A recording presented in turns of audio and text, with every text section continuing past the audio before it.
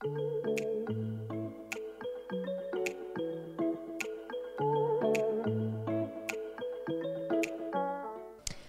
sommes au Salon des Entrepreneurs 2019 et c'est le moment de l'Afterconf. Alors on est nombreux sur ce plateau.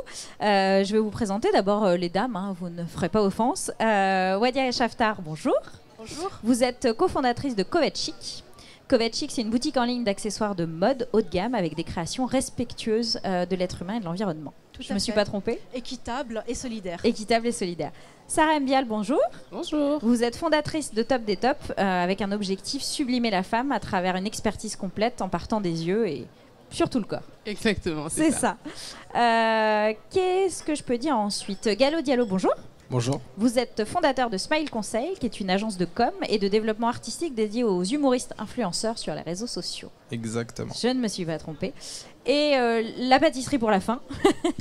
Kissi Magasama, bonsoir. Bonsoir. Vous êtes fondateur de Crêpe à Dingue, fondée en 2014, qui est une crêperie sur Paris. En effet. Et qui défie sa clientèle à travers Puissance 4, le fameux jeu de société. Exactement. Alors vous sortez tous de la grosse conf, la plénière des speakers. C'était comment d'être speaker au Salon des Entrepreneurs ? Pour moi, c'était très inspirant d'avoir une audience aussi bienveillante, très à l'écoute et demandeuse d'informations. C'est une très belle expérience et j'espère la renouveler. Comment vous l'avez vécu les uns les autres, Gallo ? C'était super, franchement. C'était la première fois pour moi. Alors ? Et j'ai kiffé. Vraiment, j'ai kiffé. C'est un échange. Tu sens de l'énergie des deux côtés. Tu partages, ils sont attentifs. À la fin, il y a eu des questions, c'est intéressant. Et surtout, voilà, c'est un partage. Donc, c'était vraiment bien. Ça fait quoi d'être appelé par un groupe comme Les Échos et par le Salon des Entrepreneurs ? Bah, moi, au sujet de cette intervention, ce que j'ai kiffé surtout, c'est d'être aux côtés de ces personnes-là, surtout, parce que j'ai suivi leur parcours et je me suis dit waouh, c'est fou. Et c'est pour ça en fait, c'est ce côté-là qui fait que à chaque moment, on est de plus en plus humble et on veut toujours franchir d'autres paliers et se dire que le champ des possibles est totalement possible.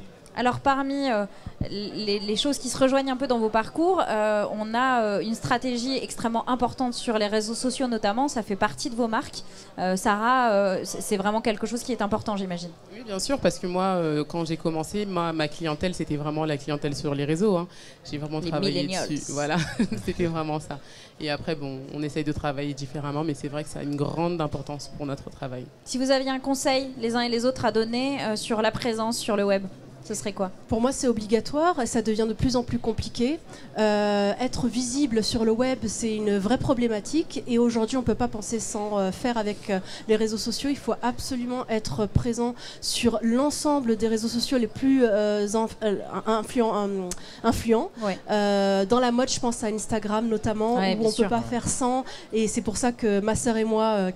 on est quotidiennement. Vous êtes entre sœurs. On est entre sœurs, voilà. Moi, je travaille avec ma personne préférée au monde, c'est ma sœur. Donc tous les jours, quotidiennement, on poste. Ça marche entre sœurs ? Ça marche très bien parce qu'on est les meilleurs amis du monde. Ça marche. Donc, on poste quotidiennement des photos, on alimente des fois même plusieurs fois par jour pour essayer de créer le lien, garder le lien avec nos clientes et nos futures clientes. L'audace par l'humour, c'est deux choses que vous connaissez bien tous les deux, je crois. Par l'autodérision déjà. Ouais. Mais je pense que Gallo va me rejoindre sur ce point. Je pense que les réseaux sociaux, c'est une chance. Oui. C'est une chance avant tout, et je pense que on peut pas s'en passer. Et bah la preuve, Gallo, avec sa matière grise, il a su apporter de l'humour à travers les réseaux sociaux. Et pour vous dire, moi quelquefois, lorsque j'ai un petit coup de blues, bah je me dis attends, je vais aller voir quel humoriste, et c'est fort, c'est limite une thérapie. Gallo. Internet, les réseaux sociaux, ça a permis de redistribuer les cartes, de pouvoir communiquer à moindre coût. Beaucoup moins coûteux que les publicités en télé ou en radio. Et surtout, si on communique sur Internet, il faut le faire de la bonne manière, avec une ADN qui nous ressemble. Il ne faut pas chercher à faire du mimétisme d'autrui. Il faut vraiment venir avec sa propre identité.